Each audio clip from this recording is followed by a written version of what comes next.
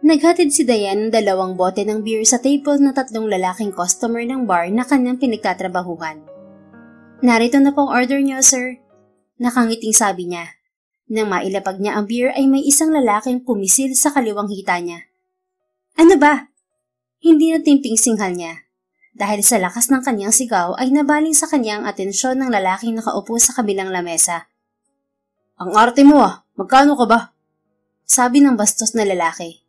Akmang hahawakan siya nito sa braso ngunit may humaklit sa balikat nito. Napatili siya nang biglang bumulagta sa sahig ang bastos na lalaki. Sinuntok pala ito ng lalaking nakatingin sa kanila. "Tama na!" Awat niya, ngunit hindi makalapit sa lalaki. Nagtawag na siya ng bouncer. Lumapit naman ang manager nila. "Ano ba kasing pinagagawa mo, Dayan? Kabago-bago mo rito na iskandalo ka na." Sita ng babaeng siya pa ang nasisi. Binastos ako ng lalaki, mami." Depensa niya. "Sana umiwas ka na lang. Kalta sa sahod mo ang damages, ha?" Hindi siya nakaimik nang lapitan ng lalaking tumulong sa kanya ang manager. "Empleyado niyo ang nabastos. Siya pang magbabayad ng damage. Anong klaseng utak meron kayo?" Sermon nito sa manager. Halatang lasing na rin. "At sino ka ba? Ikaw ang nagsimula ng gulo rito." Sagot naman ng manager. "Fine, kasalanan ko na. Mali na pala ngayong protektahan ng babae mula sa sexual harassment." "May rules kami dito sa bar, sir, at kami na ang bahalang lumutas ng problema rito." "Paano maayos ang problema? Sinisisi niyo na lahat sa biktimang empleyado. Babayaran ko ang damage, pero titiyakin ko na hindi na magtatrabaho rito ang nabastos na empleyado." Nangapa sa bulsa nito ang lalaki pero walang nakuha. Hinubad na lamang nito ang suot na relo at ibinigay sa manager. "Ibenta niyo ang relo, pambili ng nasirang gamit." Sabi nito. Nagulat si Dayan nang hawakan siya ng lalaki sa kanang kamay at hinila palabas ng bar. "Sandali, saan mo ko dadalhin, sir?" Tanong niya, habang napapatakbo. Ang bilis kasing maglakad ng lalaki. Huminto rin ito at napasandal sa nakaparadang kotse. "Lasing ka na ata, sir. Umuwi ka na kaya?" Anya. Saka lang niya napansin ang mukha ng lalaki. Gwapo ito. Matangkad, matipuno ang katawan na nahulma sa suot nitong itim na long sleeve polo at itim na denim pants.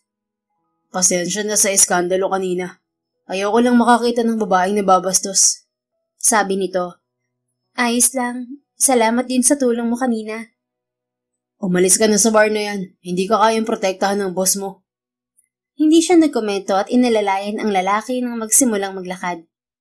"Saan ka nakatira?" Tanong niya. Hindi ito nakasagot nang biglang nagsuka at napaupo sa semento. "Nahihilo ako, miss." "Dadalhin na muna kita sa hotel para makapagpahinga ka. Wala ka bang kasama na pumunta sa bar?" "Kasama ko kanina ang kaibigan ko pero umalis siya, dala ang kotse ko. May emergency raw kasi sa pamilya niya. Nilibre lang naman niya ako sa bar kasi birthday niya." Tinulungan niya itong makatayo at naglakad patungo sa malapit na hotel. Overnight lang ang kinuha niyang kwarto para sa lalaki. Sapat na yun hanggang mahimasmasan to. "500 lang ang pera ko. Tip lang kasi ito ng customer namin kanina at wala akong dalang wallet. Naiwan sa bar.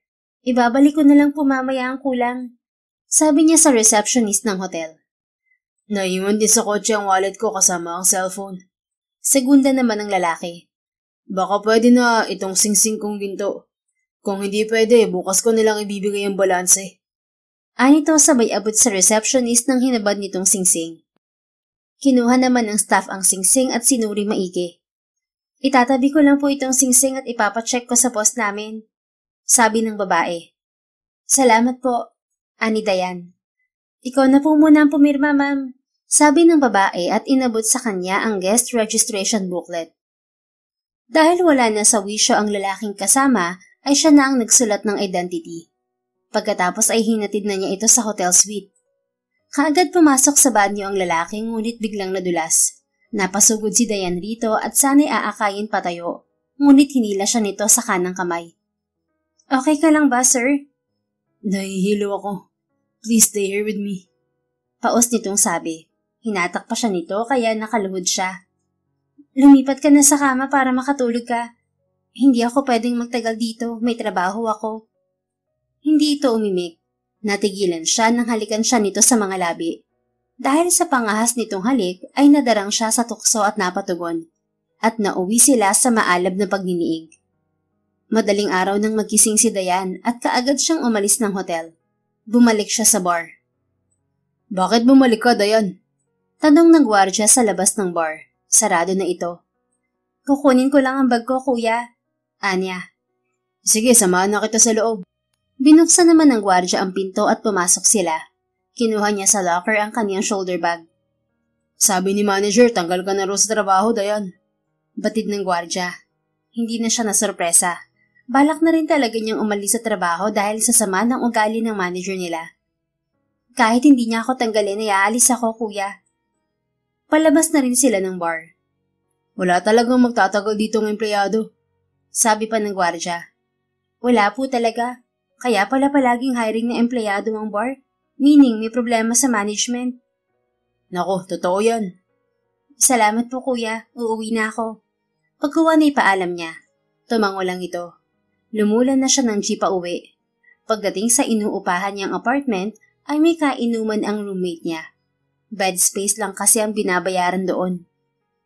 "Inumaga ka na, Diana," sabi ni Darla, isa sa roommate niyang babae. "Marami kasing trabaho sa bar." Pagsisinungaling niya. "Pasensya ka na, magulo ang kwarto. Pauwi na rin ang mga kaibigan ko." Anito, nagligpit na ng kalat. "Ayos lang." Dumiretso siya sa banyo at naligo. Araw ng Lunes ay maagang nagtungo sa palengke si Dayan upang magbukas ng fruit stand. Naroon na ang may-ari nito. "Namumutla ka ata, Dayan," puna ni Gloria, ang fruit stand owner at pinsan ng yumaon niyang ama. "Magkasunod po kasi ang puyat ko, tita," anya. "Sabi ko naman sa'yo, huwag ka nang umextra sa bar. Maghapon ka na nga rito sa palengke, nagtatrabaho ka pa sa gabi." Lumalaki po ang gastusin sa pagpapagamot ni mama." Napabugan ng hangin ng ginang. "Kamalas-malas naman kasi at dinapuan pa ng sakit sa pag-iisip ang mama mo. Alam mo naman, may 2 anak akong pinahaaral sa kolehiyo kaya trabaho lang ang maibibigay ko sa'yo." "Ayos lang, tita. Kapag sinwerte naman ho ay malaki ang kita natin sa pagtitinda ng prutas." "O siya, aalis na ako. May darating akong order ng mga prutas mamaya. Iiwan ko na ang pambayad sa'yo." "Sige po." Nang maibigay sa kanya ang pera ay umalis din ang ginang. Nag-aayos siya ng prutas nang may lalaking lumapit. Nakasuot ng itim na t-shirt na hapit at itim na jogging pants. "Good morning." Bati nito. Napadoble pa ang tingin niya sa lalaki nang mamukhaan to. Ito lang naman ang naka-one night stand niya sa hotel. Ikaw?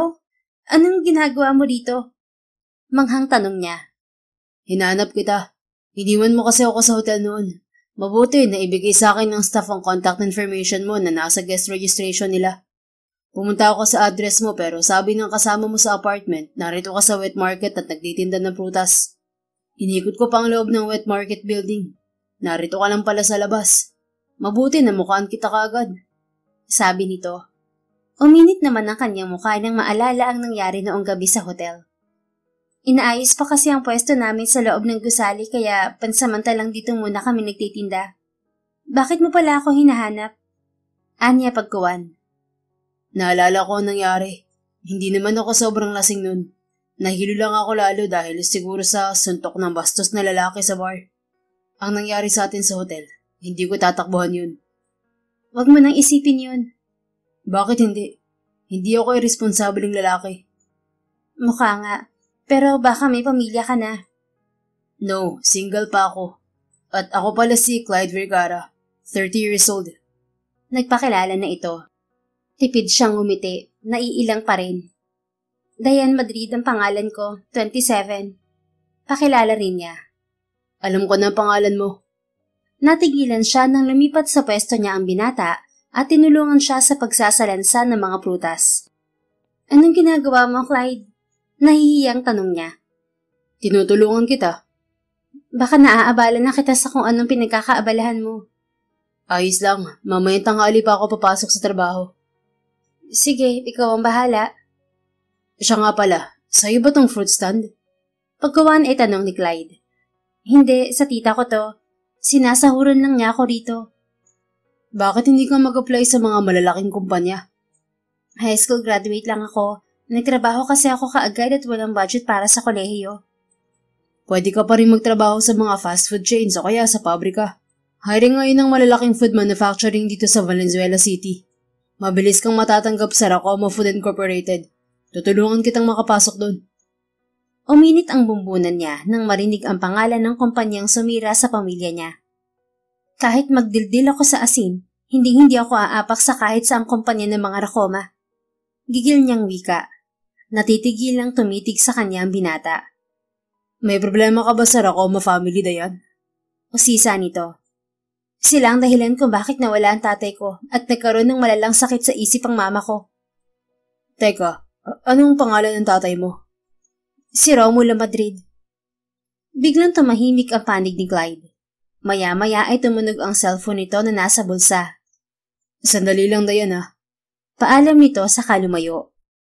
Sinipat niya ang lalaki habang may kausap sa cellphone. Nagagalit.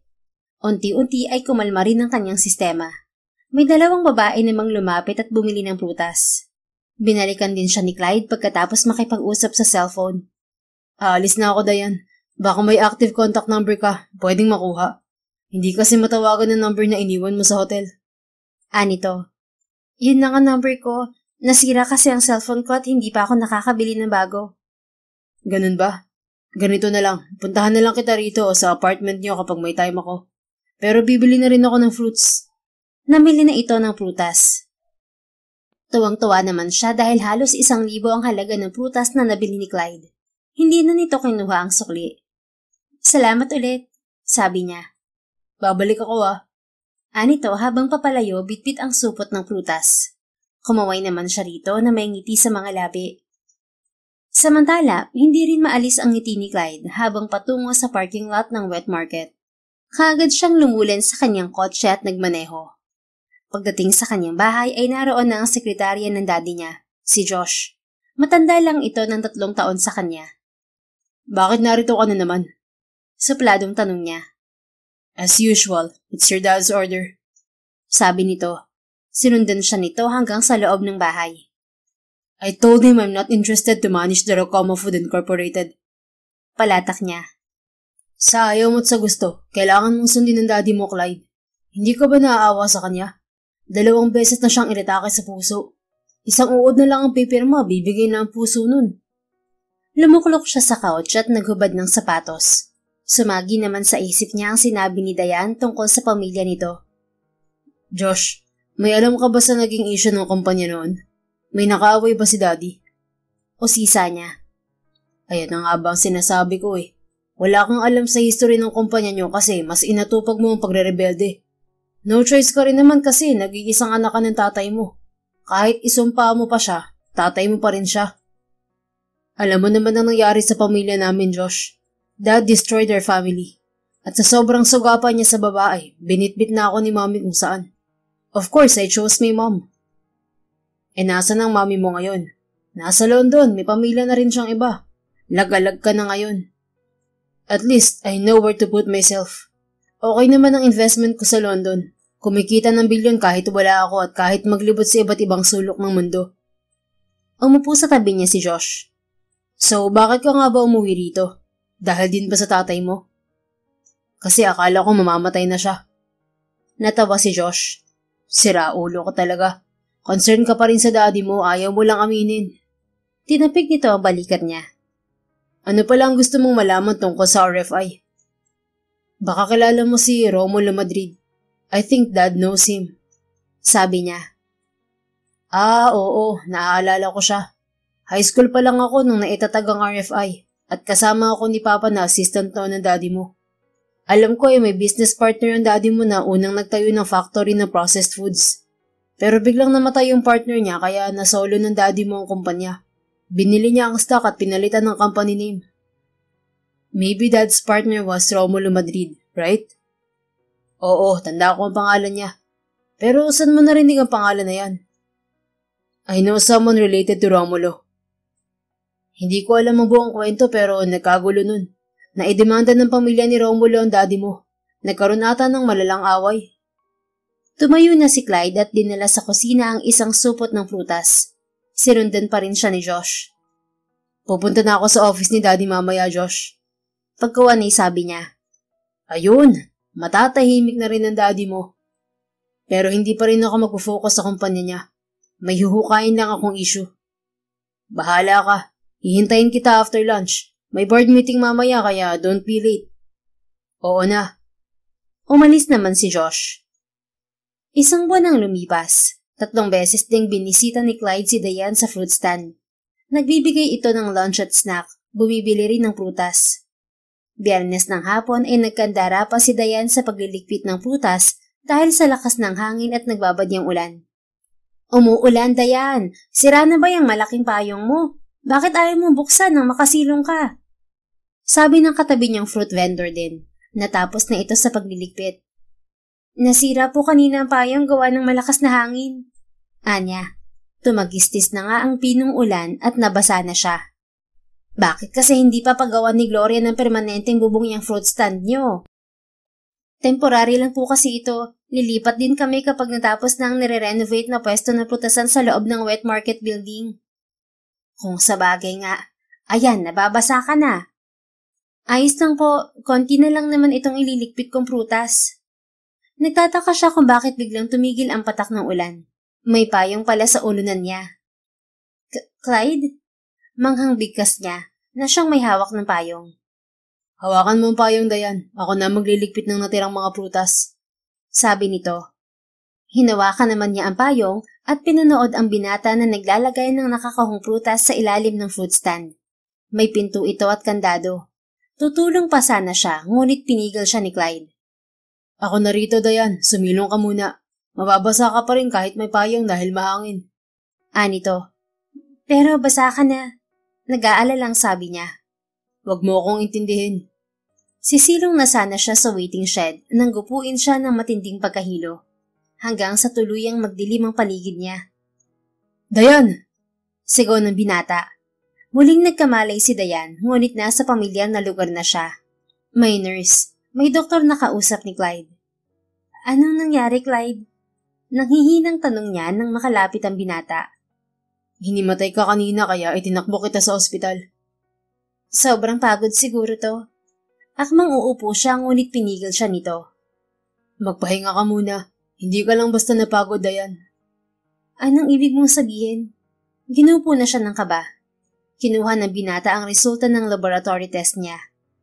It makes sense kung bakit ka nahilo. Buntis ka, Diane. Natigalgal siya at naghari ang takot sa puso. Hindi niya akalaing nagbunga ang gabing pinagsaluhan nila ni Clyde. Paano to? Balis ang untag niya. Hinawakan siya nito sa kanang kamay. Huwag kang matakot. Hindi kita tatakasan.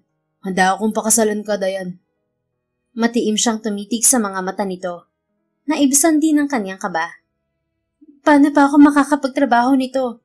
Hindi pwedeng wala akong kikitain kasi buwan-buwan akong nagbabayad sa mental institution kung saan inaalagaan si Mama. May maintenance siyang gamot. Susuportahan kita sa pagbubuntis mo at sagot ko na rin ang gastos sa paggamot ng mama mo. Hindi pa niya natatanong kung ano ang trabaho ni Clyde, pero nakita niya ito minsan kasama ang staff ng Racoma Food Incorporated. Teka, sa RFI ka ba nagtatrabaho, Clyde? Usisa niya. Oo, pero manager lang ako ron. Ang totoo, bago pa lang ako sa kumpanya at wala akong alam sa kalakaran nila. Inaaral ko pa. Nag-alangan siyang magtiwala kay Clyde dahil may connection ito sa kinasusuklaman niyang kumpanya. Kilala mo ba ang may-ari ng RFI? Tanong niya sa lalaki. Hindi ito sumagot. Sa halip ay kinuha nito ang isang bote ng mineral water at binuksan. Uminom ka muna ng tubig. Kapag bumuti ng pakiramdam mo, sasabihin ko sa doktor na uuwi na tayo. Para mas komportable ka, doon ka na sa bahay ko tumira. Pansin ko kasi na hindi magandang environment sa inuupahan mo. Lalo't may mga kasama ka. Sabi nito. May bahay ka ba rito, Clyde? Oo, bale, nakuha kong hulugan ng bahay sa isang subdivision. Yung kotseng gamit ko naman ay second hand lang. Naipunter ko ang property mula sa kinita ko abroad. Bumukod na kasi ako sa parents ko. Ang mama ko may ibang pamilya na. Kasi matagal na silang hiwalay ng tatay ko. Nagkwento na ito. Nakumbinsi naman si Diane at nabuo rin ang tiwala sa binata. Sige, magpapaalam ako sa landlord ko. Kababayad ko lang naman ang upa sa buwang to. Samahan na kita bukas. Dito muna tayo matulog para siguradong bubuti ang pakiramdam mo. Tumango siya. Tumayo naman ang binata at nagpaalam na bibili ng pagkain nila. Kinabukasan paglabas ng ospital ay dumiretso sila sa apartment na tinutuluyan ni Dayan. Nakapagpaalam na siya sa landlord at roommates. Wala ka bang ibang gamit? Tanong ni Clyde nang mabitbit ang maleta niya. Mga personal na gamit lang. Yung mga gamit sa kusina ay pinahiram lang ng landlord sa amin. Sabi niya. Inalalayan pa siya nito patungong kotse. Saan pala kayo nakatira noon? Dito rin sa Valenzuela pero naibenta ko ang bahay namin kasi pampagamot ni Mama. Naubos na rin ang naitabi kong pera kasi inoperahan noon sa ulo si Mama matapos siyang masagasaan ng jeep. Ano bang malalang sakit ng mama mo? May post-traumatic stress disorder siya at bipolar. Maliban doon, nagkaroon ng malalang injury sa utak niya na nakaapekto sa memory niya. May time na naaalala niyang ibang nakaraan pero natitrigger lang ang trauma niya. Nauna na siyang lumulan ng kotse dahil inayos ni Clyde sa compartment ng kotse ang kanyang maleta at ibang gamit. Natawagan mo na ba ang tita mo, Dayan? Tanong ni Clyde nang makasakay na rin ng sasakyan at umupo sa harap ng manibela. Oo, sabi niya ay maghahanap na siya ng kapalit kong tindera. Mabuti naman. Kung gusto mo magtrabaho, pwede pa rin naman. May kaibigan akong mayroong cafe. Pwede kang maging cashier doon. Napansin kong magaling ka sa kwentahan ng pera. Marunong ka naman siguro sa computer. Oo, marunong ako. Mas okay yung may pagkakakitaan pa rin ako para hindi nakakainip. Hindi kasi ako sanay na walang ginagawa. Sige, ipapakilala kita sa kaibigan ko next week. Uwi muna tayo. Nagmaniobra na ito ng kotse. Pagdating sa bahay ni Clyde sa isang subdivision, ay biglang na-miss ni Dayan ang dating bahay nila. Nasa isang subdivision din yon at may second floor. Ganito rin kalawak ang lupa namin noon. May isang kotse kami kaso naibenta ko rin. Sabi niya nang papasok sila sa lobby ng bahay. Ilang taon ka pala nung mamatay ang papa mo? Usisa naman ni Clyde. Hila-hila na nito ang maleta niya. 15 ako noon. Wala ka bang kapatid? Wala, kasi sa Dubai na halos tumira si Papa noon. Umuwi lang siya nang nagretiro na at nakapag-ipon ng malaking pera. Yun ang ginamit niya sa pag-invest ng negosyo. Ilang taon na pala sa mental institution ng mama mo? May 10 years na rin. Pagkatapos kasi ng operasyon niya sa ulo, hindi na siya pinayagan ng doktor na sa bahay lang titira. Harmful kasi siya sa ibang tao at napapahamak din siya. You suffered a lot for more than a decade, Dayan. Malamig ang tinig nitong sabi. Inalalayan siya ng binata paakyat ng hagdanan. May kwarto naman sa first floor pero guest room. Nagulat siya nang tumuloy sila sa kwarto ni Clyde. Dito ba ka matutulog? Manghang tanong niya. Oo, may problema ba? Nakangiting saad nito. Namilog ang kanyang mga mata. Wala na bang ibang kwarto? Lumapad ang ngiti ng binata. You will be my wife, Dayan. Buntis ka na kaya hindi pwedeng mag-live-in lang tayo. Gusto kong makasama ka sa kwarto para mabantayan kita. Pero... Wala na pero. Nakapag-desisyon na ako. Pakakasalan kita kahit sa West muna para wala masyadong gastos at mabilis lang. Kasi kung kasal tayo, mako-cover ka ng lahat ng benefits ko. Kailangan mong insurance ko once na mga naka. Wala namang problema dahil pareho tayong single. Naiilang siyang umiti. Naisip niya na tama si Clyde. Kailangan niya ng health insurance. Salamat. Huwag kang mag-alala. Hindi ka magsisisi na pakasalan ako. Kaya lang hindi natin mahal ang isa't isa. Okay lang ba yun? Anya. I know, but we can learn to love each other. And I never doubted you, Dayan. Unang kita ko pa lang sa'yo sa bar, alam ko na matino kang babae. At habang tumatagal ay naobserbahan kita sa fruit stand. Sobrang bait mo sa mga tao. Masipag, madiskarte. Kahit gipit ka, nagbibigay ka sa taong mas gipit sa'yo. Paano mo nalaman ng mga yan? Takang tanong niya. Noong dumaan ako minsan sa pwesto mo sa palengke, napansin ko na binigyan mo ng 2 mansanas ang batang kasama ng babaeng nanlilimos. Hindi ko alam na palagi kang dumadaan sa palengke, Clyde. Stalker ka ba? Natatawang sabi niya. Dati hindi ako pumupunta sa wet market. Pero nung nakilala kita, may dahilan na ako para makipagsiksikan sa traffic makapasok lang sa palengke. Umalab naman ang kanyang mukha sa hindi mapigil na kinig. Salamat ulit, Clyde. Hindi mo kailangan magpasalamat, Dayan. We both deserve each other's company. Tipid siyang umiti. Isang linggong hindi umalis ng bahay ni Clyde si Diane dahil napapadalas ang kanyang pagkahilo. Minsan ay late na siyang nagigising. Kinabukasan ng Huwebes ay nasurpresa siya nang wala na siyang labahin. Nalabhan na ni Clyde. Lord, hindi ko hiniling na bigyan mo ako ng lalaking ituturing akong prinsesa. Pero ibinigay mo. Salamat po. Dasal niya habang nakasilip sa bintana. Nakasampay na sa labas ang mga damit nila ni Clyde. Maya-maya ay may bumusin ng sasakyan sa labas. Bumalik pala si Clyde. Kaagad pumasok ng gate. Diane? Tawag nito. Sinalubong na niya ito sa pintuan. Clyde, pasensya na, kagigising ko lang. Napuyat kasi ako dahil sa sakit ng ulo at pagkahilo. Anya. It's okay. Naglamusal ka na ba? Hindi pa. Kain ka muna. Iinitin ko ang niluto kong soup at iba pang pagkain. Tara sa kusina. Hinawakan na siya nito sa kanang kamay at sabay na silang pumasok ng kusina. Pinaghila siya nito ng silya. Maupo ka na. Iinitin ko lang sa microwave ang pagkain. Sabi nito. Umupo naman siya sa harap ng lamesa. Bakit ka pala umuwi? Wala ka bang trabaho? O sisa niya. Katatapos lang ng meeting ko at nag-excuse ako sa ibang trabaho. Sasamahan kita na maasikaso ang papeles mo para sa kasal natin. Yung sa akin ay okay na. May nakausap na rin akong judge na magkakasal sa atin. May mga tatayong witness na rin tayo.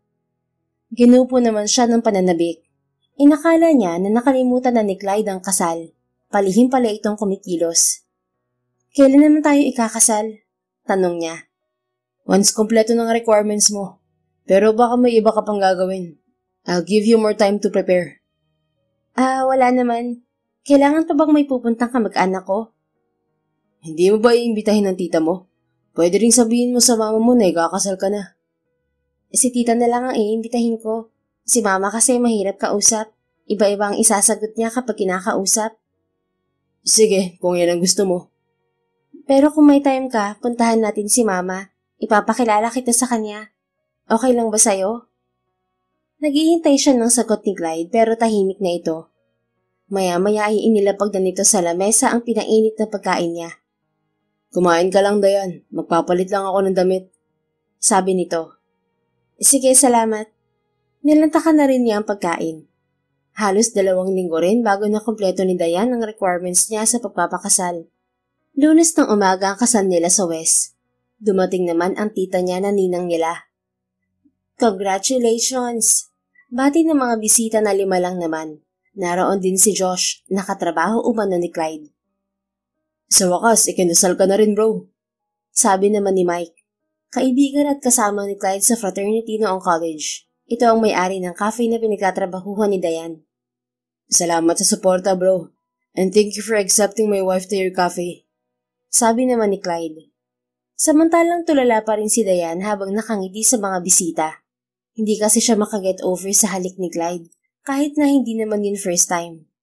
Nang makasakay sila ng kotse ay nagulat siya nang muli siya nitong halikan sa mga labi. Nasa backseat sila dahil si Josh ang driver. Ayos ka lang ba, asawa ko? Nakangiting tanong ni Clyde nang lubayan siya ng halik. Uminit naman ang kanyang muka at sinipat si Josh na nasa harapan. Nakatingin kasi ito sa kanila buhat sa rearview mirror. Medyo naninibago lang ako. Tugon niya. Naninibago saan? Kasi hindi ko inisip na balang araw ay kakasal ako. Tumawa ng pagak ang kanyang asawa. You look cute while acting innocent, Diane. Anito. Muli silang sinipat ni Josh. Mukhang may trauma sa'yo si Diane, Clyde. Sabad nito. Anong trauma? Hindi ba pwedeng sobrang saya lang niya? Depensa ni Clyde. Masyado ka kasing mabilis. Magdadalawang buwan pa lang kayong magkakamabutihan, pinakasalan mo kaagad. Sawa ka na ba sa easy-go-lucky na buhay? Tumahimik ka, Josh. Ano pa bang hihintayin namin ni Diane? Magkakababy na kami. Napipikon ng wika ni Clyde. Magmaneho ka na riyan. Pagkawan na utos nito sa kaibigan. Tatawa-tawa lang si Josh. Nagmaneho na rin to. Sa malapit na restaurant nang sila kumain kasama ang mga ninong at ninang. 3 araw pagkatapos ng kasal ay sinamahan ni Clyde sa OB si Diane. Mas excited pa ito sa kanya na masilip ang baby nila. Kailan po malalaman ng gender ng baby, Doc? Tanong nito sa doktor. Nagpa-ultrasound lang naman sila sa private clinic ng OB niya. Mga 5 to 6 months pero minsan nakikita na sa 4 months. Sabi ng babaeng doktor. Malapit na. Nagsisimula na rin kasi ang cravings ng asawa ko. Ibigay mo lang ang gusto ni Mrs. Normal na ang result ng blood chemistry niya at lumulusog na rin siya. Nakisawsaw na sa usapan si Dayan. Sobrang maalaga po kasi ang asawa ko, Dok. Halos ayaw na nga niya akong pakilusin. Sabi niya. Talaga? Maswerte ka sa mister mo. Pero kailangan mo pa rin ng physical activities para mas malusog kayo ni baby. As long as hindi makakasama sa baby, pwede kang gumalaw ayon sa gusto mo. Wika ng doktor. Tumitig siya kay Clyde na nakangiti. Narinig mo si Doc, Clyde? Kailangan kong kumilos. Sabi niya. Oo na, pinayagan na nga kitang magtrabaho, di ba? Anito. Oo nga pala, sa Monday na ako magsisimula sa cafe ni Mike. Sabay na tayong papasok sa trabaho at susunduin kita sa hapon. Pupuntahan naman kita tuwing lunchtime. Sige, basta ba hindi maaabala ang trabaho mo? Sure. Pagkatapos ng check-up ni Dayan sa doktor ay nagpasya siya na bisitahin naman ang mama niya. Pagdating sa mental institution ay nadatnan nila ang kanyang ina sa hardin. Nakaupo sa bench at kinakalikot ang kulot nitong buhok. Nakataas pa ang isang paa sa upuan. Siya ba ang mama mo, Dayan? Tanong ni Clyde. Oo, si Mama Lorna. Anya, lumuklok siya sa gawing kaliwa ng ginang. Sino ka ha? Tanong nito nang makatitig kay Dayan. Hinawakan nito ang ilang hibla ng gabaywang niyang buhok na tuwid. Kamukha mo ang anak ko. Nakita mo ba siya ha? Anito. Ako po ang anak niyo ma, si Dayan. Sabi niya. Hinaplos naman nito ang kanyang pisngi. Aba, oo nga. Ikaw nga si Dayan. Mabuti narito ka anak. Kasama mo ba ang papa mo? Nasaan siya? Palingalinga ito sa paligid. Ginupo naman ng mabigat na emosyon ng kanyang puso. Ganoon palagi sinasabi ng mama niya sa tuwing bibisitahin niya ito. Wala po si papa. Ang kasama ko po ay ang asawa ko, ma. Wika niya. Pilit niyang pinitigil ang pagluha. Asawa mo? May nag-asawa ka na pala anak. Manghang-untag nito. Lumapit naman si Clyde. Magandang umaga po, Mama. Ako po si Clyde. Nito, kaagad nagpakilala. Tumayo ang ginang at sinuyod ng tingin ng kanyang asawa. Tinitigan nito ng matagal sa muka. Bakit parang kilala kita? Ang mukha mo parang nakita ko na. Sino ka nga? Wika ng ginang. Clyde Vergara po ang pangalan ko. Tumahimik ang ginang at tinakpan ng palad ng isang mata. Maya-maya ay bigla itong napaatras. Napaupo sa lupa at nagsisigaw. Mama, ano nangyari? Natataranta namang sigaw ni Dayan. Napasugod siya sa ina, ngunit nagwawala ito kaya hindi niya mahawakan. Huwag kang lalapit dito. Huwag mong kukunin ang asawa ko. Sigaw ng ginang. Dinuduro ng tsinela si Clyde. Nagtawag na si Dayan ng staff. May dumating namang dalawang lalaki at inawat ang mama niya sa pagwawala. Ano po ang nangyari kay mama? Tanong ni Dayan sa doktor nang makapasok sila sa kwarto ng ginang. Naturokan na ito ng pampakalma kaya nakahiga na sa kama. Maybe she saw something that triggered her trauma. Tura ng doktor na babae. Pero kami lang naman ang asawa ko kausap niya kanina. Siguro, epekto pa rin yun ang nangyari kahapon. Nagising kasi siya mula sa pag-idlip ng hapon at biglang nagwala. Nanaginip siya tungkol sa tatay mo at lahat ng lalaking nakikita niya ay inakala niyang tatay mo. Wala pa rin po bang improvement sa paggagamot ni Mama, Doc? Malungkot niyang tanong. Mas okay siya ngayon kumpara ng mga nagdaang taon. Hindi na siya sinusumpong madalas basta iwasan ng triggers. Mas maganda rin kung dalasan mong pagbisita sa kanya. Kasi kung matagal, unti-unting nabubura ka sa memory ng nanay mo. Pansin mo hindi kanya kaagad ma-recognize kung hindi ka magpapakilala? Opo, dadalasan ko na ang pagbisita. Naging busy lang po kasi ako at buntis ako kaya hindi ako nakabisita ng nakaraang buwan. Kaya pala. Nilapitan din ni Clyde ang doktor at kinausap. Pinuntahan naman niya ang kanyang ina. Gising ito pero tulala at nakatitig sa kisame. Hindi niya natimpi ang emosyon at napaluha. Sorry ma, hindi na kita nabibisita madalas. Naghahanap kasi ako ng pera para patuloy ang paggagamot mo. Gagawin ko ang lahat para gumaling ka at makasama ka ulit sa normal na buhay. Lalo ngayon magkakaapo ka na po. Anya, Kaagad ding pinahid ng panyo ang bakas ng luha sa kanyang pisngi. Hinagkan niya sa noo ang ginang pero tila walang pakiramdam. Nagpaalam na lamang sila sa doktor. Nakausap ko ang doktor ng mama mo, Dayan. At tinanong ko kung may ibang option pa para makarecover ang mama mo. Sabi ni Clyde nang lula na sila ng kotse. Ito ang nagmamaneho. Natanong ko rin yan minsan pero hindi ko kaya ang gasto sa special treatment na sinasabi ng doktor. Ililipat din daw kasi sa private mental hospital si mama. Anya. Lalong lalala ang sakit ng mama mo kung hindi matututukan ng magagaling na doktor, Dayan. Pero hindi natin kaya ang gastos, Clyde. Maghahanda pa tayo sa panganganak ko. Ako ang bahala. Magagawan ko ng paraan yan. Basta magtiwala ka lang sa akin. Napatitig siya sa asawa at nabuhayan ng pag-asa. Nakakahiya naman sa'yo. Magiging pabigat pa kaming mag-ina sa'yo, Clyde. Please don't say that. Asawa mo ko. At magkatuwang tapat tayo sa lahat ng problema. Ginagap nito ang kamay niya na nakapatong sa hita at banayad na pinisil. Napabuga siya ng hangin. Salamat, Clyde. Babawi ako sa'yo once nang anak ako. Sisipagan ko pa sa trabaho at pagsisilbihan kita ng maayos. Napangiti ito. Wala kang ibang gagawin kundi alagaan ang anak natin, Dayan. Ako na ang bahala sa lahat. Hinawakan din niya ang kamay nito at sinaglitan ito ng halik sa mga labi. Nagkatitigan pa sila ng ilang segundo. Salamat sa pagdating mo sa buhay ko, Clyde. Naramdaman ko ulit sumaya. Lumapad ang ngiti ng kanyang asawa. Gusto ko rin niyang sabihin sa'yo, Dayan. Pinuno mo ang kulang sa buhay ko. Ha? Bakit? Hindi ba malas ako kasi binigyan kita ng mabigat na responsibilidad? No, hindi ko iniisip yan. Kung tutuusin ay ako tong nanggulo sa buhay mo. Nabuntis ka na wala sa plano. Ang totoo kasi wala talaga akong plano mag-asawa pa. Gusto ko lang mag-enjoy, gumala kung saan. Tama ang sinabi ni Josh na easy go lucky talaga ako. Wala kasi akong ibang iniisip kundi ang sarili ko lang. Ang bisyo ko ay maglustay ng pera na parang wala nang bukas. Pero simula nang nakilala kita, bigla ko naisip na siguro sign na to para baguhin ko ang lifestyle ko. Akala ko naman kaya mo ako binabalik-balikan sa food stand ay dahil nakukonsensya ka sa nangyari sa atin sa bar at sa hotel noon. Mahinang tumawa si Clyde. Kasama ng konsensya ron. Natakot din ako kasi baka bigla ka mabuntis na wala akong alam. Kawawa ka naman. Sobrang saya ko nung nalamang buntis ka nga.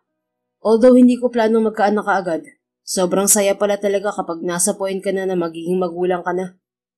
Bigla akong nagkaroon ng inspirasyon para bigyan ng matinong direksyon ng buhay ko. Ano na aliw siya habang nakikinig sa kanyang asawa. Hindi maalis ang tingin niya sa gwapo nitong muka at hindi maikakailang nahuhulig na nga ang loob niya rito.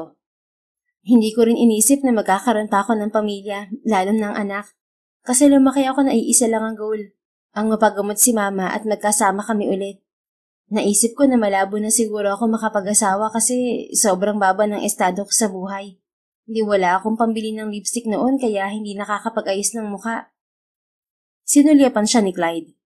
I think you don't need any beauty products, my wife. Nung nakita kita sa bar, nakuha mo kaagad ang atensyon ko. Kasi sa lahat ng empleyado naroon, ikaw lang ang pinakasimple. Pagpasok ko pa lang sa bar, napansin na kita. At hindi kita inalisan ng tingin. At inaamin ko na gusto kita sa unang tingin pa lang.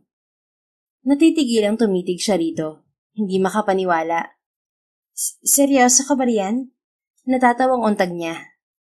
Oo naman. Ang ganda mo ay natural at hindi nakakasawa. Attractive ka sa akin. Siguro kasi immune na ako sa mga usual na magagandang babae. At siguro rin dahil mas nakikita ko ang gandang panloob mo. Lalo na nang mas madalas na tayong magkita. I admire you for being a hardworking woman. Mapagmahal na anak, may mababang loob. Kaya hindi ako nag-alinlangan na pakasalan ka kasi alam ko wife material ka. Nasiguradong hindi ako magsisisi. Salamat kasi totoong tao ka, Clyde. Hindi abusado. May trauma kasi ako sa mga taong nakaaangat sa buhay, lalo na ang ibang mayayaman. Karamihan kasi sa kanila nang gagamit ng mas mababa sa kanila. Kahit dumanas kami ng marangyang buhay noon, naging aral sa akin ang nangyari. Naloko si Papa ng mga taong mayaman. Sinamantala ang salat niyang kaalaman sa negosyo. Tumatak sa isip ko na kapag mahirap ka, gagawin ka lang kasangkapan ng mayayaman upang lalo silang umangat. Hindi ko naman nilalahat pero marami talagang mayayaman na abusado. Kaya gusto kong mag-aral pa sana para madagdagan ng kaalaman ko at hindi basta maloko ng iba. Pwede ka namang mag-aral kahit online class. I will support you, Dayan. Saka na siguro kapag nakapag-adjust na ako sa bagong buhay. Okay, huwag ka mahihiyang magsabi sa akin kung may kailangan ka o gustong gawin ha. Huwag mo rin tatanggihan ng perang binibigay ko para may panggastos ka. Magtatrabaho na rin naman ako. Magkakaroon din ako ng sariling pera. At saka baka maubos ang sahod mo kung hahayaan kita na ma-spoil ako. Natawa si Clyde. Hindi mauubos ang pera ko kasi kakayod ako. May malaking ipon din ako sa bangko. Magkano ba sinasahod mo sa RFI? Pagkawa na'y tanong niya. Napaisip pa ang kanyang asawa. Nasa 60,000. Tugon nito. Malaki rin pala.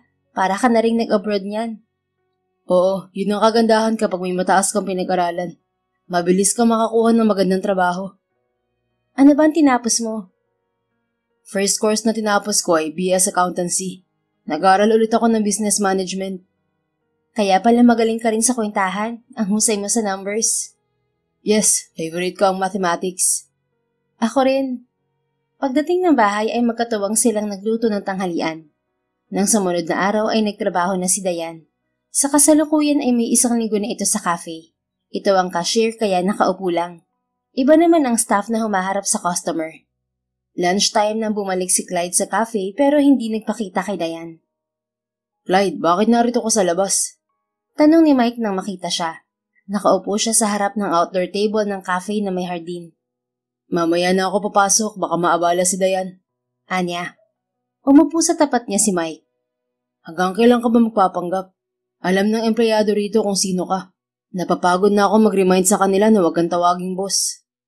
Napasintido siya. Ang totoo kasi ay investment nila ni Mike ang cafe. Hati sila sa perang pinangtayo rito kaya pareho silang boss. May kailangan lang ako malaman sa history ng RFI. Hindi pwedeng malaman ni Dayan na anak ako ng may-ari nito. Baka magalit siya at iwan ako. Pilyong umiti si Mike. Seryoso ka na ba talaga kay Dayan, Clyde? She's ordinary. Kumpara sa mga dinidate mo noon, napakalayo niya. Don't underestimate my wife, Mike. Karaniwan man siya sa paningin ng iba. Para sa akin, isa siyang treasure. Meaning mahirap matagpuan. Do you mean you're in love with her? Usig nito. Hindi na niya kinwestiyon ng sarili. I won't deny that. Gusto ko na siya noong unang kita ko pa lang sa kanya. Thankful ako na nabuntis siya. Kasi mas tumibay ang pundasyon ko para hindi siya mawala sa akin. What about your dad? Wala ka bang balak ipakilala si Dayan sa daddy mo? Ilang beses ka na niyang hinanapan ng anak. Matutuwa yun kapag nalamang magkakaapo na siya. Hihintayin ko munang makarecover ng husto sa sakit niya si daddy bago usigin tungkol sa tatay ni Dayan. Once malinaw na ang issue, saka ko na rin ipagtatapat ang totoo kay Dayan. So, hindi ka muna babalik ng London? Hindi muna. Naroon naman si Mami para mag-monitor sa business ko. Once natapos ang problema ko, ipapasyal ko rin sa London si Dayan. Hahanapan ko muna ng magaling na doktor ang nanay niya. Napabugan ng hangin si Mike. Ginugulat mo ako sa mga pagbabago mo, Clyde. The rebellious son turned into a responsible and loving husband. Responsable naman talaga ako, Mike. Giit niya. Oo, pero para sa sarili mo lang. Kaya ka naging bilyonaryo kasi pera mo lang. Bukod sa matalino ka sa financial management, may pagkakuripot ka pa. Humagalpak ng tawa si Mike. Pinitik naman niya ang kamay nito. Love can change anything. Kaya huwag ka na magtaka riyan. Baka pwede nang mag-lunch break si Dayan. Palabasin mo. Sabihin mo naghihintay ako rito. Anya. Akala ko ba dito kayo kakain? Puro sweets at snacks lang ang meron kayo rito. Wala akong nabiling food. Sa restaurant na kami kakain. Okay, sige. Papalitan ko muna sa cashier si Dayan. Pumasok na sa cafe si Mike. Nangalay naman ang leeg ni Dayan sa pagbibilang ng pera. Dinagsa sila ng maraming customer na bikers at halos hindi siya makatayo. Lumapit na si Mike. Mag-break ka na, Dayan. Naghihintay na sa'yo si Clyde sa labas. Anito. Nariyan na pala si Clyde. Bakit hindi siya tumawag? Anya. Ayaw ko niyang maabala eh. Ibinigay na niya kay Mike ang pera. Binubukod kasi nito ang kita sa umaga. Pagkawan ay nagpaalam na siya rito. Paglabas ng cafe ay namataan niya si Clyde na nakatayo sa tapat ng kotse nito. May kausap sa cellphone. Nang mapansin siya ay nagpaalam ito sa kausap. Are you hungry, wifey? Nakangiting tanong nito sabay lapit sa kanya. Hindi siya nakasagot nang bigla siya nitong halikan sa mga labi. Sumikdo naman ang puso niya sa galak. Saan tayo kakain, Clyde? Kaagad siyang lumulan ng kotse nang pagbuksan siya ni Clyde ng pinto. Diyan lang sa malapit na restaurant. Sabi nito nang makapwesto na rin sa harap ng manibela. Gutom na ako. Ang dami kasi naming customer kanina at hindi ako nakapag-snack. Naglagay ako ng sandwich sa bagbo Nagrereklamo ka kasi na puro matamis ang pinamemorienda sa inyo ni Mike. Nakalimutan ko ang sandwich, nasa bag ko pa rin. Napailing si Clyde. Sabi ko sa'yo, huwag ka magpapagutom Kung palagi kang ganyan, itatago na lang kita sa bahay. Natawa siya. Ngayon ko lang naman nakalimutan mag-snack kasi sobrang busy. Sige na, hindi na ako magagalit. Pero sa susunod, sa tuwing 10:00 ng umaga, tatawagan kita para ipalala ang snack mo, okay? Opo, boss. Nakasimangot niyang turan. Pangiti-ngiti naman si Clyde habang sinisipat siya. Paggawa na ipiningot nito ang ilong niya. Nagsisimula na ang malalang cravings mo. May binanggit kang pagkain kagabi habang natutulog, wife. Nito. Anong pagkain? Gusto mo ng beef tacos na maraming cheese. May isa pa. Gusto mo ng chicken embutido na maraming pasas. Tumabang ang kanyang ngiti nang maalala ang paborito niyang embutido na niluluto ng papa niya. Palaging ulam ko kasi noon sa almusal ay chicken embutido na gawa ni Papa. Nagre-request ako sa kanya na damihan ng pasas para masarap. Magaling kasing mag-process ng mga karne si Papa. Gumagawa din siya ng smoked ham, longganisa, mga sausage. Ganon kasi ang trabaho niya noon sa abroad. Kaya yun din ang naisip niyang negosyo. Kwento ni Dayan. Meaning, malaki ang naging parte ng papa mo sa pagtatag ng Racoma Food Corporation. Kasi ang main product ng kumpanya ay processed meats. Fillers na lang ang canned goods. Oo, at hanggang ngayon napapakinabangan ng kumpanya ang recipe ni Papa sa sausages. Kilala ko ang timpla niya sa mga pagkain. Minsan akong bumili ng sausage nila at pareho sa timpla ni Papa. May secret herb siya mula sa Middle East at nilalagyan ng turmeric bilang pampakulay at dagdag lasa. Galit ka pa rin ba sa may-ari ng RFI, Dayan? Usig nito pagkuwan. Sobrang galit. Kasi nasira ang pangarap kong masayang pamilya dahil sa taong yun. Sa tuwing nakikita kong sitwasyon ni Mama, nabubuhay ang galit ko. Hindi pa kasi kinarma ang taong yun. May gigil niyang wika. Hindi na umimik si Clyde. Inihinto na nito ang kotse sa tapat ng restaurant. Sa paglipas ng mga araw ay lumala ang cravings ni Dayan, kaya napadalas ang absent niya sa trabaho. Pati si Clyde ay naaabala sa trabaho nito. Okay lang ako rito, Clyde. Hindi mo kailangang iwan ang trabaho mo sa alanganing oras. Baka mapalitan ka niyan sa pwesto. Makakapaghintay naman ako ng paglabas mo sa trabaho. Sabi niya sa asawa. 12:00 ng tanghali ay umuwi ito at hinatid ang pagkain gusto niyang kainin. Naroon sila sa lobby at nanonood ng telebisyon. Huwag mong isipin ang trabaho ko. Mas mahalaga ka at ayokong mamiss ang chance na mabigyan ka ng gusto mong pagkain. Nag-e-enjoy ako rito. Masaya pang sabi nito. Isinalin nito sa bowl ang pinabili niyang kutsinta na may kinayod na nyog. May kasama ba yung cheese? Tanong niya. Natakam na siya nang maamoy ang pagkain. Walang cheese kasi may nyog na, sabi ng tindera. May cheese naman tayo sa ref at yun na lang ang ilalagay natin. Mas gusto ko yung cheese mula sa nagtitinda. Ano? Pareho lang naman ang lasa ng cheese natin dun sa nagtitinda ng kutsinta. Mas branded pa nga Natatawang sabi nito. Ngumuso siya at nairita na dahil hindi nasunod ang gusto. Bigyan mo na lang pala ako ng cheese, yung pino Okay, wait for me. Tumakbo na ito patungong kusina. Napasarap ang kain ni Dayan at hindi na malayang naubos ang 20 perasong kutsinta. Pagbalik ni Clyde ay wala na silang paglalagyan ng cheese. Nasaan ang kutsinta? Tanong nito. Napakamot ng ulo ang kanyang asawa. Naubos mo yun? Ang dami nun Sorry, hindi ko namalayan. Ang sarap kasi. Matabang siyang ngumiti. Inilapag ni Clyde sa mesita ang bowl na may ginadgad na keso. Anong gagawin natin sa cheese ngayon? Tanong nito. Baka meron pang kutsinta. Gusto ko pa. Ang dami mo nang nakain. Bukas naman. Magluto na lang tayo ng maha na walang gata. Excited niyang sabi. Mahablang ka? Alam ko yun pero pwede bang walang gata? Oo naman, nakaluto na ako ng ganun dati at masarap. Tumayo na siya at sumugod sa kusina. Sinundan naman siya ni Clyde dala ulit ang nakabowl na cheese. Hinayaan siya nitong magluto pero nakaalalay sa kanya. Paano ba yung version mo sa Maha? Curious nitong tanong. Pinaghalo ko lang ang gelatin powder, konting starch, all-purpose cream at condensed milk. Mamaya lagyan natin ng cheese kapag naluto na. Anya. Lagyan natin ng walnuts. Suwestyon nito. Sige, yung durog. Kumilos naman to. Nalibang na silang mag-asawa at puro tawanan at harutan habang nagluluto. Matagal na panahon ding hindi tumawa ng malakas si Dayan. Binuhay ni Clyde ang matamlay niyang buhay. Habang pinapalamig ang Maha ay bumalik sila sa salas. Saktong tumunog ang kanyang cellphone na nasa mesita. Tumatawag ang doktor ni Mama.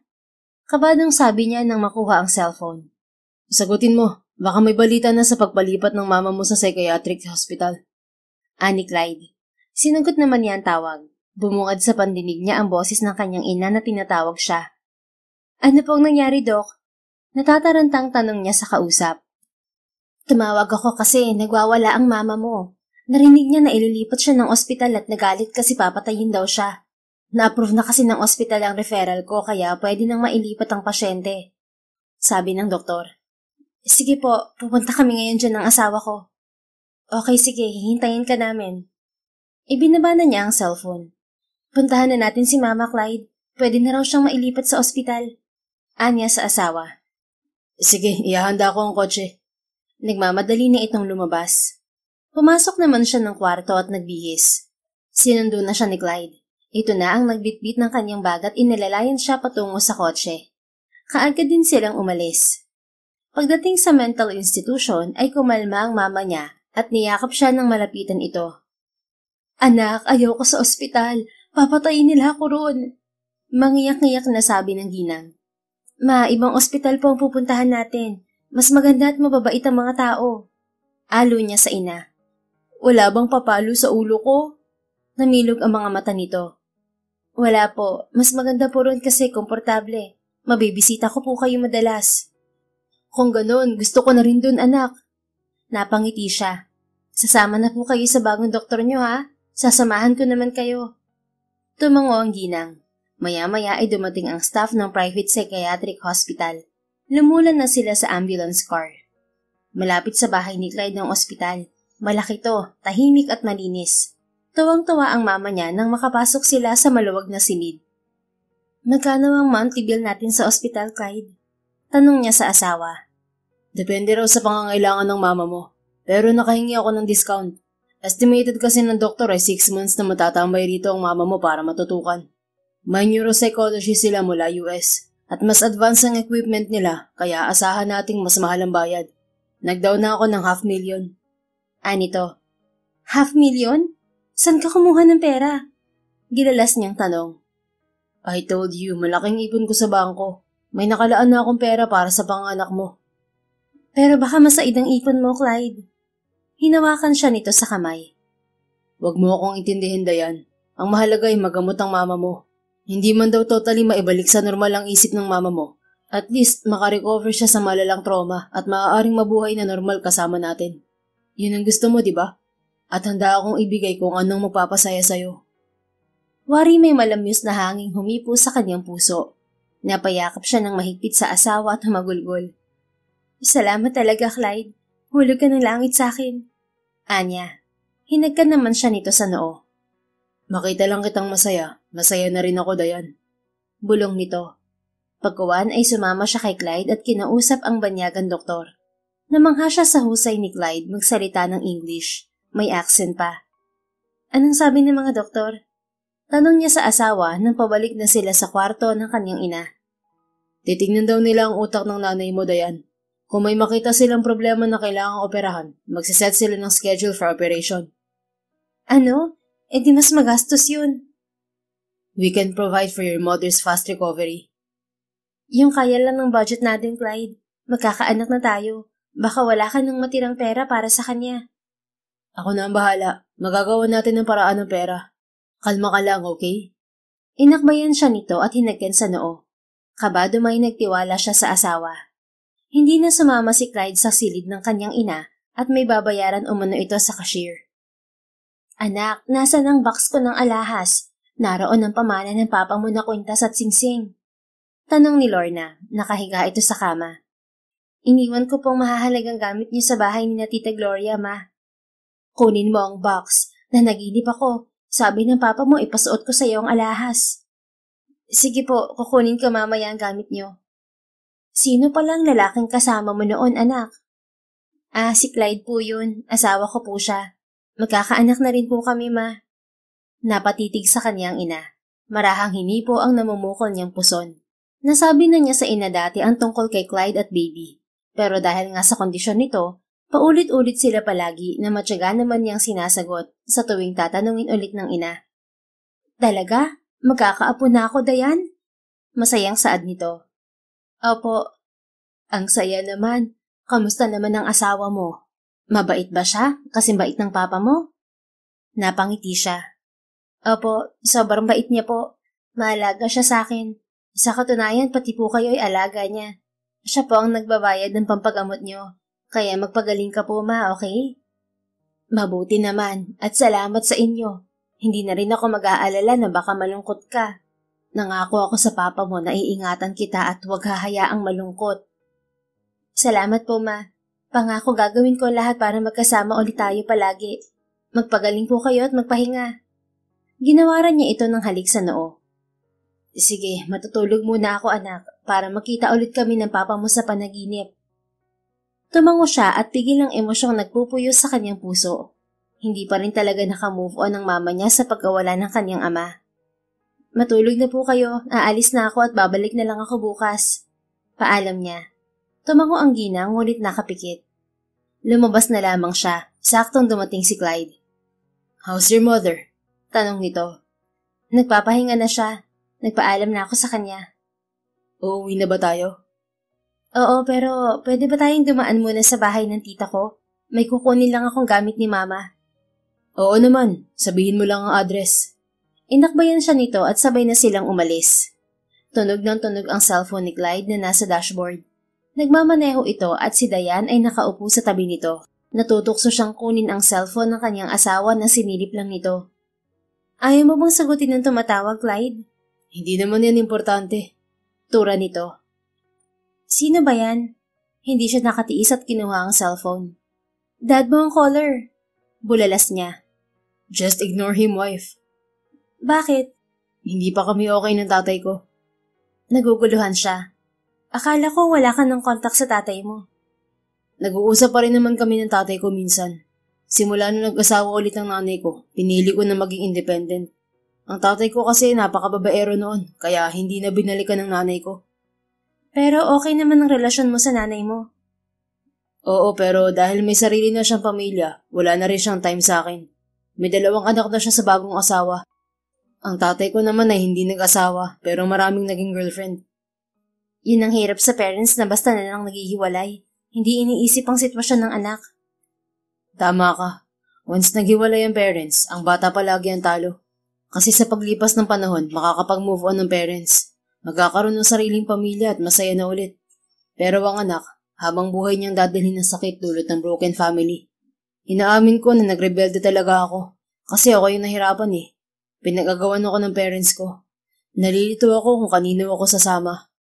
Nung nakita ko na ang mali ay sa side ng tatay ko, kusa na akong sumama sa nanay ko. At naisip ko na mas kailangan ko ang kalinga ng ina. 20 na ako nung nag-asawa ulit ang nanay ko. At least kahit papano ay napagtapos na niya ako ng pag-aaral. Tinatanggap pa rin naman niya ang financial support ng tatay ko. Nung nakapagtapos ako ng pag-aaral, bumukod na ako sa nanay ko. Nangarap ako mag-isa at inabot ang goal ko. My family is one of the reasons why I'm scared to have my own family. Kasi baka hindi ko rin mapanindigan. Pero hindi ka katulad ng tatay mo. Responsable ka, Clyde. Napangiti ang kanyang asawa. I just figured it out when I met you, Dayan. Hindi ko rin nakalain na magiging mabuti akong asawa.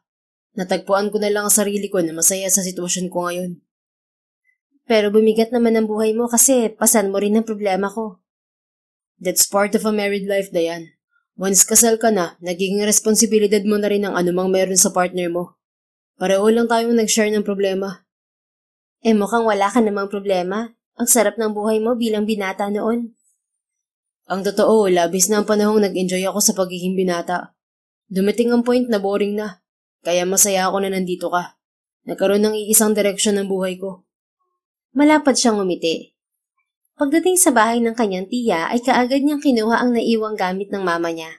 Doon na rin sila kumain dahil nagyaya ang kanyang tiya. Kinabukasan ng umaga ay bumalik si Dayan sa psychiatric hospital. Hinatid lang siya roon ni Clyde. "Ikaw ba yan, anak?" Tanong ng kanyang ina nang mapansin siya. Nakaupo lang ito sa paanan ng kama. "Opo ma, dala ko na po ang sinasabi niyong box." Anya, lumapit siya sa ginang at nagmano. "Buksan mo na yan." "May lock po eh." "Sira ang lock niyan, hilahin mo lang." Hinila niya ang maliit na kandado at pumitik nga ito. Natutuwa siya dahil nakakaalala na ang mama niya. Nabuksan na po ang kahon. Mga alahas ang laman nito at sinturon ni Papa. May pictures din. Kinalkal niya ang laman ng maliit na kahon. Yari ito sa PVC. "Isuot mo ang kwintas, anak. Binili pa yan ng papa mo sa Dubai. Purong ginto. Regalo dapat niya yan sa 18th birthday mo." Wika ng ginang. Kinuha naman niya ang kwintas na merong dove pendant na ginto. Napaluha siya nang maalala na naman ang yumaong ama. Isinuot niya ang kwintas. "Anong picture yan, anak?" Tanong ni Lorna at akmang kukunin ang wallet size na larawang nasa kahon. Inunahan niya ito at inilayo ang picture. Napansin kasi niya na kasama ng papa niya sa larawan ang taong dahilan ng kamatayan nito. "Picture po ito ni Papa kasama ang katrabaho niya sa Dubai." Pagsisinungaling niya. "Itabi mo yan kasama nitong ibang alahas. Ang wedding ring lang ang kukunin ko." Nito, isinuot ang wedding ring. "Sige po." Tinitigan niya ang picture ng papa niya at ang mukha ng katabi nito. Matagal na panahon din noong huli niyang nakita ang larawang yon. Saka lang niya napagtanto na wari may kamukha si Roger Racoma. "Tama ka, anak. Mas mababait ang doktor dito." Maya-maya ay sabi ni Lorna. "Sabi ko sa inyo magpapakabait lang kayo, ma." Anya, ipinasok niya sa kanyang bag ang picture. Hindi na isinama sa kahon. Sinamahan niya hanggang tanghali ang ginang. May trabaho naman si Clyde at hindi siya masusundo. Lumiban muna siya sa trabaho. Pagkatapos ng tanghalian ay umuwi si Dayan. Lumulan lamang siya sa taxi. Kabababa lang niya ng taxi nang dumating si Clyde. "Dumaan ako sa ospital. Nakaalis ka na pala, sabi ng staff." Nito, "Akala ko kasi mamayang hapon ka pa uuwi. Nahihilo kasi ako sa amin ng ospital kaya umuwi ako." Anya, sabay na silang pumasok ng bahay. "Aalis ako mamaya kasi may pupuntahan ako. Hahanapan din kita ng gusto mong kutsinta na may cheese." Ni Clyde. "Sa umaga ka dapat maghanap kasi maraming nagbebenta nun lalo na sa palengke." "Busy kanina eh. Meron namang restaurant na nag-o-offer ng made-to-order na kutsinta. Kung wala, sa online na lang ako mag-o-order." "Mabuti pa nga sa online." "Sige, ganun na lang. Ipa-deliver ko na lang dito para may mamerienda ka mamaya." Paakyat na siya ng hagdanan nang gupuin siya ng hilo. Mabuti na salo siya ni Clyde sa kanyang likod. "Nahihilo ka pa ba, Dayan?" Tanong nito. "Oo, bumaba na naman siguro ang BP ko. Pagising-gising kasi ako kagabi." Anya, pinuhot na siya nito at dinala sa kwarto. Ito na ang nagdala ng bag na pinaglagyan ng jewelry box. "Magpahinga ka muna, magbabanyo lang ako." Nito nang maihiga siya sa kama. Saktong nakapasok sa banyo si Clyde ay tumunog ang cellphone nito na iniwan sa mesita. Dinampot niya ang cellphone, ngunit nag-alangang sagutin ng malamang tatay ni Clyde ang tumatawag. Ibinalik niya ito. "May tumawag sa phone mo, Clyde." Sabi niya nang makalabas to ng banyo. "Sino?" Tanong nito. "Dad mo." Umiling lang ito at kinuha ang cellphone. "Alis muna ako, hindi ako magtatagal. Hintayin mo lang ako rito ah." Tumingala siya sa asawa na walang imik. Bigla siyang nasabik na halikan to. Ngunit tila nabasa nito ang kanyang isip. Yumuko ito at sinial siya ng halik sa mga labi. Napatugon siya bigla. "Wait, bigla ka atang naging aggressive, wife." Natatawang wika nito nang maghiwalay ang kanilang mga labi. "Ewan ko ba? Minsan gusto kong palagi kang kayakap at hinahalikan." Dahil sa hormone. Gusto rin kitang halikan madalas at minsan natutuksong galawin. Pero nagpipigil lang ako. Wait na lang natin na lumabas si baby, okay?" Nahihiyang tumawa siya. "Sige na, umalis ka na baka malate ka sa lakad mo." Sinaglitan siya nito ng halik sa noo bago lumisan. Nakaidlip si Dayan ilang minuto pag alis ni Clyde. Ginising lang siya ng busina ng sasakyan mula sa labas. Kaagad siyang bumangon at bumaba. May itim na kotse sa labas ng gate. Nang makitang sumilip sa bintana si Josh ay lumabas siya. Ikaw pala, Josh, sabi niya habang binubuksan ang malaking gate. Nariyan ba si Clyde, Dayan? Tanong ng binata. Umalis siya eh. Sabi niya babalik din siya kaagad. Lumingon sa backseat ng kotse si Josh at may kinausap. Maya-maya ay pinapasok nito sa bakuran ang kotse. Bumaba na ito. Pasensya na sa abala, Dayan. No choice na ako kasi hindi sinasagot ni Clyde ang tawag ko. Ani Josh. Okay lang. May problema ba? Kabadong tanong niya. Meron. At narito ang problema. Lumingon to sa bumukas na pinto sa backseat ng kotse. Napatingin din siya sa Ginoo na naka-black suit at bumaba ng kotse. May tungkod pa. Nilapitan ito ni Josh at inalalayan. Siya ba ang asawa ni Clyde, Josh? Tanong ng pamilyar na Ginoo sa binata. Nang matitigan ang muka ng Ginoo ay tila namanhid ang buong katawan ni Dayan. May namumuting buhok na ang Ginoo pero kaagad niyang nakilala. Ito lang naman si Roger Racoma, ang taong dahilan ng pagpanaw ng kanyang ama. Bakit siya narito, Josh? Natatarantang tanong niya. Sorry, Dayan. Inutusan lang ako ng daddy ni Clyde na dalhin siya rito. Daddy ni Clyde? Gilalas niyang untag. Oo, iha. Ako ang daddy ni Clyde. Ang father-in-law mo. Sabad naman ng Ginoo. Tuluyan siyang inalipin ng takot at nangatal ang kanyang kalamnan. Nabuhay ang trauma niya sa pagkawala ng kanyang ama. Paanong ikaw ang tatay ni Clyde? Nagsinungaling ba siya sa akin? Balis ang tanong niya. Nawalan na siya ng kontrol sa kanyang emosyon at inatake ng pagkahilo. Dayan, huminahon ka. Hintayin natin si Clyde. Ani Josh, nilapitan na siya nito. Nagpanik na siya at hirap huminga hanggang sa tuluyang magdilim ang kanyang paligid. Galit na galit naman si Clyde kay Josh nang malamang nagpunta ang mga ito sa bahay niya kasama ang kanyang ama. Sorry, nagagalit na ang daddy mo at pinilit akong puntahan ka namin sa bahay mo. Hindi ko naman alam na wala ka pala ron at si Dayan lang ang nadatnan namin. Nakilala niya ang daddy mo. Natatarantang paliwanag ni Josh. Kararating lang niya sa ospital kung saan isinugod ni Josh si Dayan na hinimatay dahil sa labis na emosyon. Nag-chat na ako sa iyo at sinabing hintayin niyo ako sa office. Inasikaso ko lang ang cargo na pinadala ni Mami mula London. Sa cafe kasi naka-address yun. Gigil niyang wika sa kaibigan. Biglang dumating ang daddy mo sa office tapos wala ka pa. Alam mo naman na ngayon ang election ng board members. Kumalma rin siya nang sabihin ng nurse na nagising na si Dayan. Pumasok sila sa kwarto ngunit sinalubong siya ng masamang tingin ng kanyang asawa. Bakit ka nagsinungaling sa akin, Clyde? Lumuluhang tanong nito. Akmang lalapitan niya ito ngunit itinaboy siya. I'm sorry. I need to do this to avoid a worse conflict. Nung nalaman ko na galit ka sa pamilya ko, nagpasya ako na magpanggap na walang connection sa mga Racoma. I am using my mom's surname since my parents separated. Lahat ng naikwento ko sa iyo ay totoo, Dayan. Maliban sa identity ng tatay ko. Paliwanag niya. Humagulgol na ang kanyang asawa. Sandali, iwan mo muna ako, Clyde. Please. Hiling nito. Okay, calm yourself first. Babalik ako, okay? Paglabas niya ng silid ay dumating ang daddy niya. Inusig niya ito tungkol sa tatay ni Dayan. Panay naman ang buntong hininga ni Dayan upang pakalmahin ang puso. Inalalayan siya paupo ng nurse na babae. Huminahon kayo, ma'am, baka mapano ang baby niyo. Sabi ng nurse. Hinagod pa nito ang likod niya. Pahinging tubig, please. Anya. Inabutan siya nito ng isang basong tubig. Kumalma rin siya nang makainom ng tubig. Napagtanto niya na maaaring walang alam si Clyde sa issue ng daddy nito at tatay niya noon. Kasi matagal itong bumukod sa ama. It makes sense kung bakit namumukhaan din ito ng mama niya. Papapasukin ko na po ba ang asawa niyo, ma'am? Tanong ng nurse. Sige. Lumabas naman ng nurse. Maya-maya ay bumalik si Clyde. Kasunod na ang daddy nito na nakaupo sa wheelchair, tulak ni Josh. Are you okay now, Dayan? Tanong ni Clyde. May hawig nga ito sa mukha ng daddy nito. Ikaw lang ang gusto ko makausap, sabi niya. But Dad wants to talk to you. May lilinawin siya tungkol sa pagkamatay ng tatay mo. Ano pang lilinawin niya? Siya ang dahilan kung bakit nagpakamatay si Papa. Asik niya. Nilapitan siya ni Clyde at saglit na niyakap. Makinig ka muna, Dayan, please. Hindi naman basta ititigil ng korte ang kaso kung guilty ang daddy ko sa pagkamatay ng tatay mo. May naitabing CCTV footage ang daddy ko noon sa rooftop ng building kung saan tumalo ng tatay mo. Nito, tinawag nito si Josh.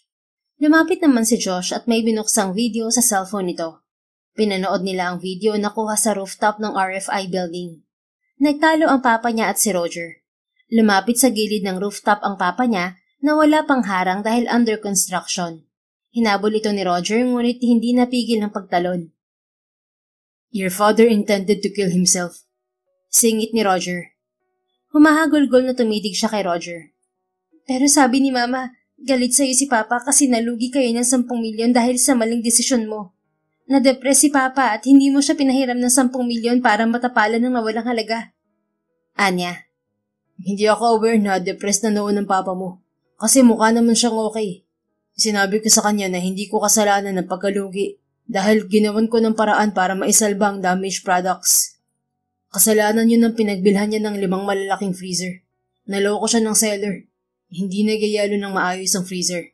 At tiwala kami na sa magdamag na umaandar ay magyayelo na. Kasi noong walang laman ay nagyayelo naman. Kaso nung nakargahan na, bumigay ang makina. Nataong Sabado kinargahan ng processed meat ang freezer at walang pasok kinabukasan. Ang staff na naiwan ay hindi rin nabantayan ng freezer.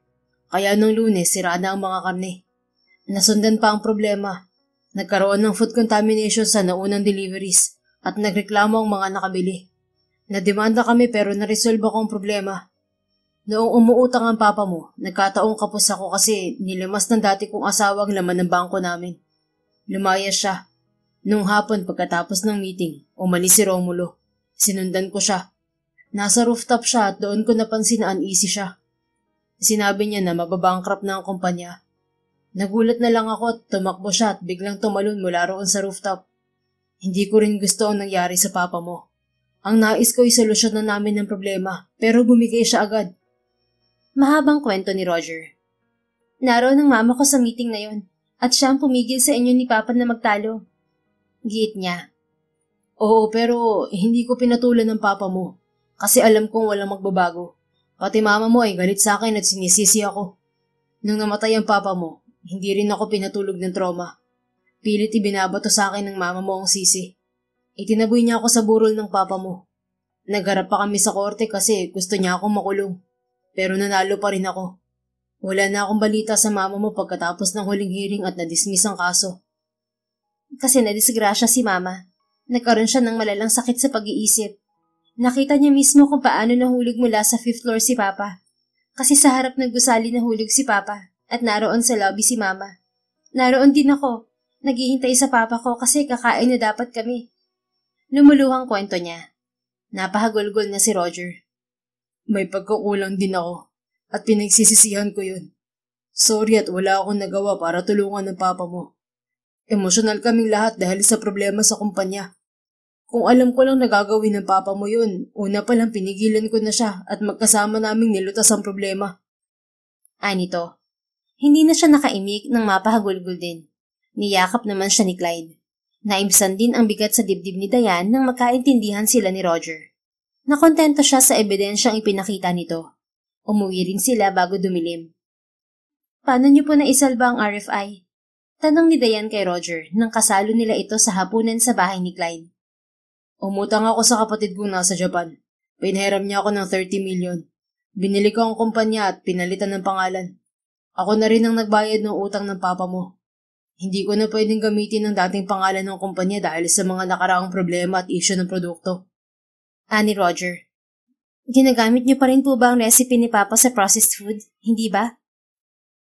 Oo, kasi yun lang ang pamana niya sa akin. Sabi kasi niya noon, huwag kong ibibigay o ibenta ang recipe niya. Itinago ko ang libro niya at binigyan ng code names ang secret ingredients para ako lang ang makakaalam ng original. Yun ang pangako ko sa kanya. Ang ituloy ang pangarap niya na makilala ang sausage na original niyang timpla. Kung mapapansin mo, initial niya ang nakalagay na pangalan sa sausage. Yung RM sausage. Napangiti siya. Minsan din niyang inisip na pangalan yun ng papa niya kasi nakarehistro na ang pangalang yun buhay pa ang tatay niya. Salamat po at inalagaan niyo ang recipe ni Papa. Paborito ko po yung sausage na gawa niya at embutido. Nakapangalan pa rin sa kanya ang 2 pagkain na yun at hindi nagbago ang lasa.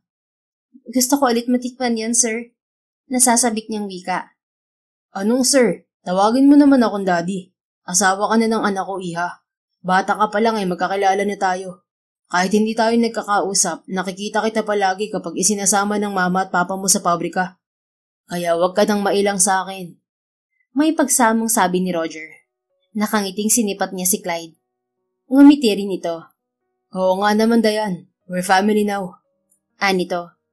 Pasensya na po, naninibago pa ako. Ayos lang, masasanay ka rin. At huwag kang mahiyang sabihin sa akin kung may gusto kang kainin at ibibigay ko. Wika ni Roger. Gusto ko po ng sausage at embutido. Sige, bukas din ay padadalan kita rito. Sama ka rin kay Clyde sa opisina kung minsan nang makagala ka. Opo. Isang buwan ang lumipas, lumulobo na ang tiyan ni Dayan at pinatigil na siya ni Clyde sa pagtatrabaho. Natuklasan niya na may-ari rin ng cafe ni Mike ang kanyang asawa. Kainis ka talaga, pag-aari mo rin pala ang cafe. Kaya pala narinig ko minsan na tinawag kang boss ng barista. Ani Dayan sa asawa habang yakap siya nito. Nakahiga na sila sa kama. Hindi siya makapaniwala na sobrang yaman pala ng kanyang asawa. Kasi baka magduda ka sa pagkatao ko. Alam ng staff ng cafe na anak ako ng may-ari ng RFI. Alam din nila na galit ka sa owner nun, nakwento ni Mike. Nito. Ano bang mga negosyo mo? May beach resorts at hotel ako sa iba't ibang lugar sa London. Pinalago ko rin ng furnishing company ng tatay ni Mommy. Wow, pwede ba tayong magbakasyon sa resorts mo? Nasasabik niyang saan? Oo naman, magbabakasyon tayo rin madalas kapag nakalabas na si baby. Lalo lamang siyang na-excite. Sa office mo na lang pala ako magtatrabaho, hubby. Pwede? Anya paggawan. Pwede kang sumama sa akin sa opisina, pero ayoko magtrabaho ka. May stress ka lang sa paperwork. Doon ka lang tatambay para may kakwentuhan ako. Nito. Sige, naiinip kasi ako na hindi ka nakikita kahit isang oras. Nako, siguradong kamukha ko ang baby natin paglabas niya. Humagkik siya. Gusto ko talagang maging kamukha mo siya. Tumingala siya sa asawa. Yumuko naman ito at ngumiti. Hindi talaga ako nagkamaling mahalin ka, wifey. You're a perfect wife. Masuyong wika nito. Perfect talaga? Oo, ganun talaga basta mahal mo ang isang tao. Wala siyang kapintasan. Natawa siya. Para sa akin, perfect husband ka rin. Totoo naman kasing alam mo kung paano protektahan ang emotions ko. Yun ang gusto ko sa lalaki. May concern sa feelings at mental health ng babae. Kahit nagsinungaling ako? May purpose ka naman kung bakit nagsinungaling. Basta huwag ka nang uulit ha. Magsabi ka sa akin kung pwede lang. No secrets ang mag-asawa dapat. Sure. So, do you love me? Oo naman. Obvious naman po, di ba? Sobrang mahal kita, Clyde. Hindi ko man nasasabi pero makikita mo sa kilos ko. And I love you more than 1,000 years, Dayan. Kanta yan ah. Sabay pa silang tumawa. Pagkawan ay naghinang ang kanilang mga labi. Pagkatapos mga anak ni Dayan sa panganay nila ni Clyde na lalaki, nagpasya silang dalhin sa US ang mama niya. Pero si Clyde lang ang kasama dahil inaayos pa ang dokumento niya at ng baby nila. Doon ooperahan sa utak ang mama niya. Umuwi naman ang mami nito upang samahan siya. Mahigit 2 linggo rin silang naghintay bago bumalik si Clyde. Kamusta si mama? Excited na tanong ni Dayan nang salubungin ng asawa sa lobby ng bahay. She's okay now. May tagumpay ang operasyon pero baka matatagalan pa bago siya magising. Batid nito. Pwede na ba natin siyang puntahan? Oo, magpapabook na ako ng ticket natin. Lumapit naman si Jessica, ang ina ni Clyde. Karga nito ang anak nila. Makakauwi na ba ako sa London, mga anak? Nito. Yes, ma'am. Bibisita rin kami ron ni Dayan bago kami umuwi ng Pilipinas. Ni Clyde. Sige, hihintayin ko kayo sa London, ha? Huwag kayo magtagal sa US at mamimiss ko ang apo ko. Sure, makikilala niyo rin ang mama ni Dayan. Isasama namin siya. Kinuha ni Clyde si Baby Calix at nilaro ang mga kamay. Nang sumunod na linggo ay lumipad silang mag-anak pa Amerika. 1 buwan silang nanatili sa New York at hinintay ang recovery ng ina ni Dayan. Samantalang tuluyang gumaling sa malalang trauma ang mama niya. May bipolar disorder pa rin ito pero hindi na malala. Kaya na nito yung i-manage. 1 taon na pinalipas ng mag-asawa bago sinundan ang panganay nila na lalong nagpasigla sa kanilang pamilya. Dinaig din ng pagmamahal ang galit at pait ng kahapon. Kaya ngayon ay masaya sila sa piling ng isa't isa. The end. Kung nagustuhan mo ang istoryang ito, please don't forget to like, comment, and share it with your friends. Your support really makes a difference. Thank you and see you sa ating next story. Keep safe and be blessed.